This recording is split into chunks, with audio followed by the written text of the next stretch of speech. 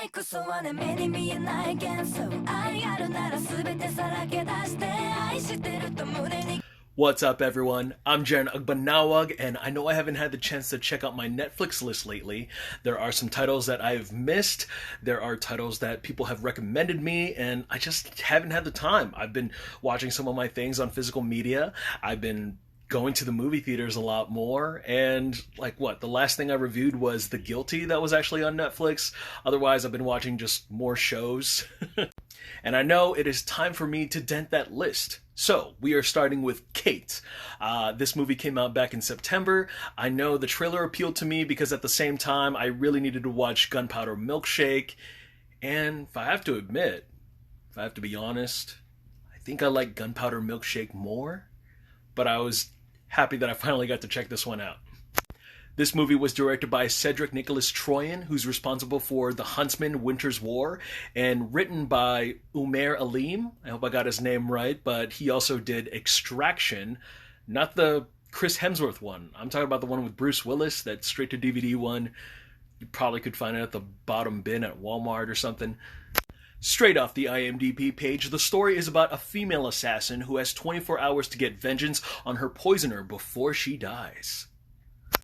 Now, guys, let's not play dumb. We've seen movies like this before. This is kind of like Crank and 24 Hours to Live meets Salt and Atomic Blonde. Mary Elizabeth Winstead as our main character, our star, our titled character.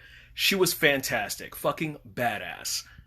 I fully admire her filmography. I've been following her career since Sky High and Final Destination 3. Between 2006 to 2016, she was in various amounts of horror movies and thrillers, and she was practically the scream queen for me growing up. You know, the girl's got a set of lungs. She showed off a lot of her action chops in movies like Scott Pilgrim vs. the World, Gemini Man, Birds of Prey, and right here, Kate, we actually get to see her in her full-blown glory. And it was almost like watching a Huntress solo movie, except this isn't a DC film. The blood, set, and effort she put into her physical and emotional performance was just phenomenal. I absolutely loved it down to a T.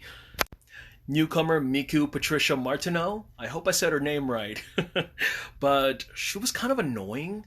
I feel like that's just the way her character was written. She has a lot of talent. The girl has a lot of potential. And I see that when there are some emotional exchanges between her and Kate.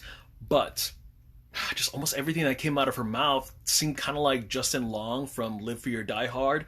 I guess the movie kind of needed that tone, that little sister-like dynamic. Woody Harrelson, they could have got anybody else to play him. I'm not saying he was bad. I'm just saying that if you're going to market this movie and hold out some surprises, casting somebody like Harrelson just makes things predictable, especially for people who are fans of this kind of genre. You know, this is all too familiar territory.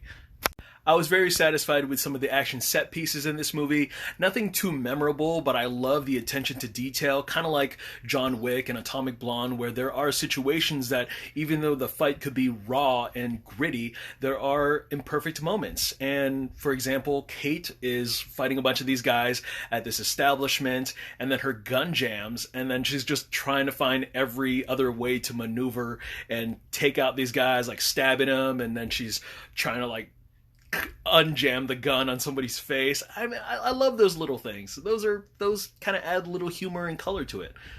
I also really appreciated this dark, neon, vibrant atmosphere of nightlife in Japan, and the way they just kind of threw all this narration together was kind of interesting. This also blends with the music choices because there are Japanese rap and Japanese rock music on this soundtrack. Going back to what I said about the attention to detail for the action set pieces, I wish they put that much effort and that much thought into the script and the narrative, because it's just so meh. It's so okay. I hate to say this again when I watch these type of movies, because this has fallen under the same cookie-cutter product, the disposable action thrillers that are lumped into the same category of your Netflix picks. Now, the cherry on top is this polonium-204, which poisons Kate, and apparently she has, 24 hours to live? She could have more than that, but, I mean, I guess if you're going to write a script this tight and this easy, I guess. I'm not a scientist, I'm not a medical expert, I'm not a radiologist.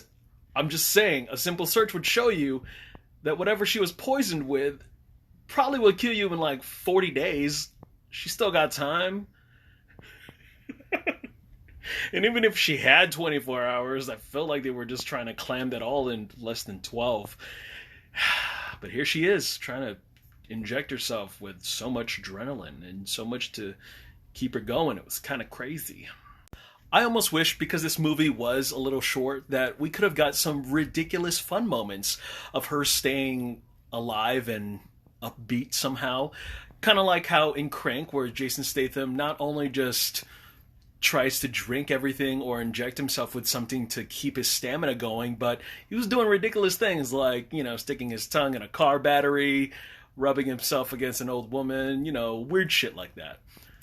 I also wanted to add that I wish the characters Renji and Kojima were developed more as characters instead of plot devices. This narrative could have been so much better, but instead, at the end of the day, we have a just fine movie. Just okay. Like, it wasn't enough to make me turn it off. I enjoyed it, but it was okay. You're not missing so much if you decide not to watch this. But you know what? This movie's on Netflix. Go ahead and check it out if you want to. It's serviceable.